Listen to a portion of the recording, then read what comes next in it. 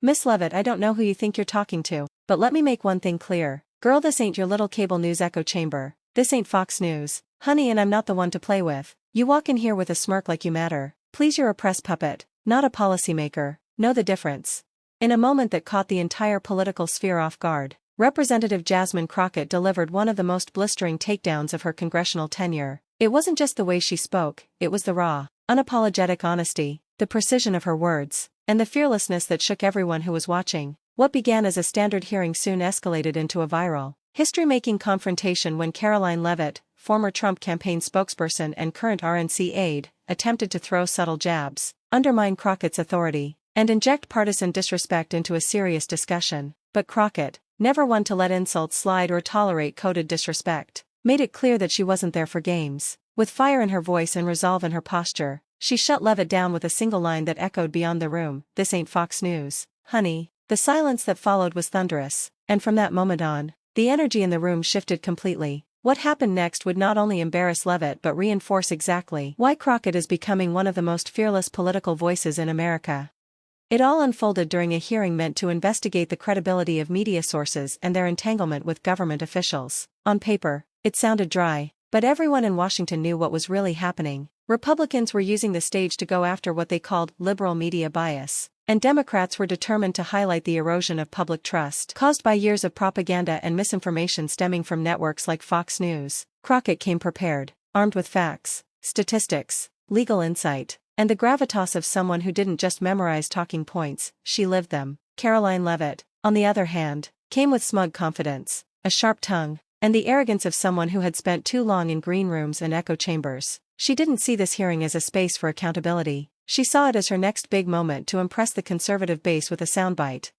Karoline's tactic was familiar: talk over her opponent, act as if Democratic representatives were ill-informed, and imply that any criticism of conservative narratives was somehow anti-American. When Crockett began her line of questioning, focused on the damaging influence of unchecked media rhetoric, Leavitt couldn't resist. She smirked, rolled her eyes, and with her mic slightly tilted toward her mouth, muttered, "Maybe if you read the report, you'd understand the context." It was a quiet insult, but loud enough to be caught. Crockett paused, looked directly at Leavitt, and then adjusted her mic like someone who knew the weight of every syllable she was about to deliver. "Ms. Leavitt, I don't know who you think you're talking to, but let me make one thing clear," Crockett began. "This ain't Fox News, honey. You don't get to spin your narratives here without facts." The energy in the room snapped. Every eye turned to Leavitt, who suddenly looked far less confident. The comment stung because it cut to the core of what Leavitt represented: a political figure built more from media soundbites than public service or actual experience. Crockett didn't just call her out. She stripped away the performance and forced a mirror in front of Leavitt's carefully constructed persona. Leavitt tried to interrupt, but Crockett held her hand up and continued, "I came in here ready to have a real discussion about the damage that disinformation does to communities, real people. Not just your base, not just your Twitter following, but people whose lives are shaped by the laws we make in this room. And instead, I get this performance, this sarcasm, this attempt to disrespect me like I don't belong here." Her voice was steady but sharp, like someone peeling layers off a long festering issue. "But see, I do belong here. I earned my seat, and I didn't get here by kissing up to cable news or retweeting conspiracy theories. I got here because I stood for something and people recognized that." The room remained in stunned silence. Even the Republicans, some of whom had quietly cheered Leavitt in past hearings, were now stone-faced. Crockett continued, this time broadening her criticism. She pointed out how conservatives had created a culture of media manipulation, where personalities like Leavitt thrived not because they were offering solutions, but because they could repeat slogans with enough sass to distract from the truth. "This is the problem," she said, "this addiction to theatrics, this idea that politics is just about who can talk louder, who can throw the better insult, who can get clipped on social media. Meanwhile, people can't pay their rent, kids are dying from preventable illnesses, immigrant families are getting torn apart, but no, let's keep the circus going, right?" Leavitt, red-faced but trying to remain defiant, attempted a weak defense. "With all due respect, Representative Crockett, I was only trying to provide clarity, since your remarks seemed misinformed." Crockett didn't miss a beat. "No, what you were doing was disrespecting me, and if you think I'm the type to stay quiet while you try to belittle me on camera, then you picked the wrong Democrat." The crowd watching from behind the gallery let out audible gasps. That line wasn't just a comeback, it was a declaration. Crockett's voice rose just slightly. "See, I know your type. I've dealt with it my whole life. The kind that thinks a polished accent and a seat on a TV panel makes you smarter than a black woman who's worked her way up from the ground. The kind that thinks you can throw shade and then play the victim when you get called out. Well, let me be clear. You can't come for me and then act surprised when I respond. The power of her words wasn't just in the content, it was in the lived experience behind them. This wasn't just political banter. It was the voice of every woman who had ever been told she was too emotional, too loud, or out of line simply for standing up for herself.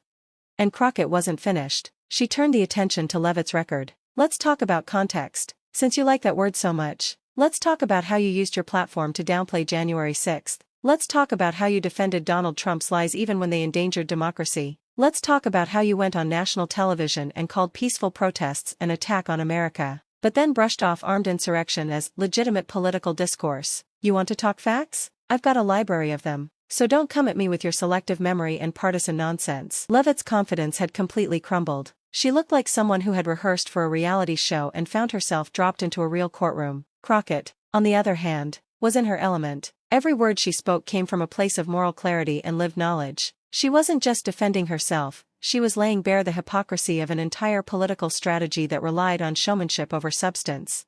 Social media was on fire. Within minutes, clips of the exchange were being posted and reposted across platforms. Pundits on both sides scrambled to react. Supporters of Crockett praised her for finally saying what so many others were thinking. Even independent voters, often turned off by political squabbles, commented on the courage it took to confront someone like Leavitt in such direct terms. Conservative commentators tried to spin the exchange as an overreaction, but it was clear their narrative was drowning in the wave of support Crockett had ignited.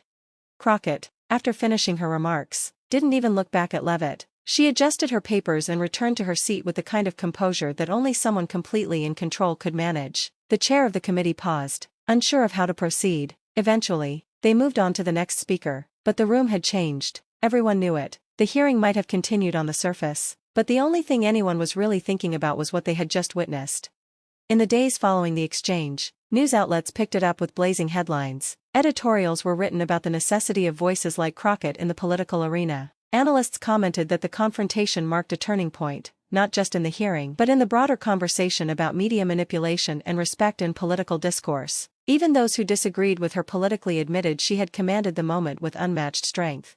Leavitt, meanwhile, went quiet. Her next scheduled media appearance was cancelled, with her team citing a need to regroup. The silence was deafening. For someone who had built a career off always having a quick answer, her absence said more than any statement could. Crockett didn't celebrate the moment publicly. She didn't tweet about it or release statements basking in the viral attention. Instead, she returned to work, as she always does, focusing on legislation, town halls, and community engagement. She let the moment speak for itself, knowing that the authenticity of her actions carried more power than any publicity stunt. In doing so, she solidified her reputation not just as a fierce defender of justice, but as someone who leads with integrity and doesn't back down in the face of manufactured controversy. The confrontation between Jasmine Crockett and Karoline Leavitt wasn't just a clash between two women with differing views. It was a confrontation between two versions of American politics, one built on experience, truth, and service, and the other built on performance, provocation, and privilege. And in that moment, Crockett reminded the country that substance will always outlast spin.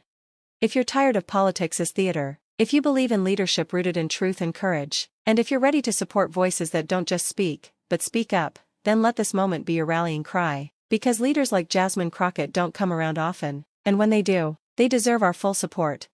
So if you appreciated this powerful moment, make sure you hit that like button, subscribe to our channel for more raw truth and fearless political commentary, and turn on your notifications so you never miss a moment when history is made in real time.